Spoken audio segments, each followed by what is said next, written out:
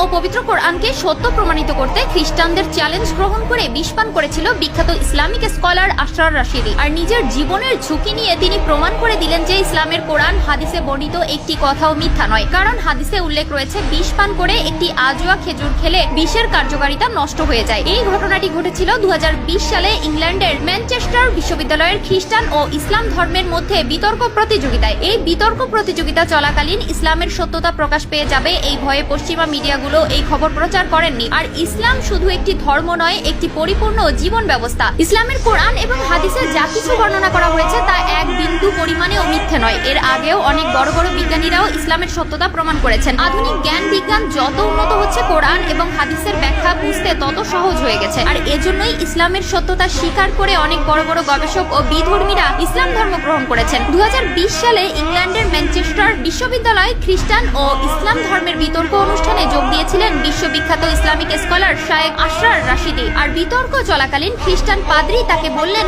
আপনাদের হাদিসে উল্লেখ রয়েছে বিষ পান করে একটি আজোয়া খেজুর খেলে বিষের কার্যকারিতা নষ্ট হয়ে যায়, তো এই কথার কি যুক্তি প্রমাণ রয়েছে আপনাদের কাছে? তাদের সামনে দেওয়া হলো এক বোতল বিষ। মুসলিমদের কাছে এমন প্রশ্ন ছুড়ে দেওয়ার কারণে কোনোভাবে তা হজম করতে পারেননি আশরার রাশিদি। আর আশরার রাশিদি নিজের জীবনের ঝুঁকি নিয়ে সেই বিষাক্ত বিষ পান করেন এবং একটি আজোয়া খেজুর খেয়ে নেন। আলহামদুলিল্লাহ, তার শরীরের বাহিরে ও ভিতরে এক বিন্দু পরিমাণেরও ক্ষতি হয়নি। কথায় আছে, রাখে আল্লাহ মারে কে। সেদিন এখানে উপস্থিত সকলেই অবাক হয়ে গিয়েছিলেন। আর কিভাবে সকলের সামনে বিষ পান করেও বেঁচে আছেন আশরার রাশিদি। তাহলে প্রিয় নবীর বর্ণিত হাদিস সম্পূর্ণ সত্য এবং ইসলাম ধর্ম পৃথিবীর মধ্যে সত্য ধর্ম, কিন্তু দুর্ভাগ্যবশত পশ্চিমা মিডিয়াগুলো এটির অপপ্রচার করেন, লুকিয়ে ফেলেন আসল তথ্য। কারণ তারা যদি এই খবরটি প্রচার করতেন, ইসলামের সত্যতা গোটা বিশ্ববাসীর কাছে স্পষ্ট হয়ে যেত। কিন্তু এই ভিডিওটি পোস্ট করা হয়েছিল ইসলাম প্রতিদিন নামক একটি ফেসবুক পেজে। 9 মার্চ 2020 সালে আপলোড করা ভিডিওটি 16 মার্চ পর্যন্ত 65,000 বার শেয়ার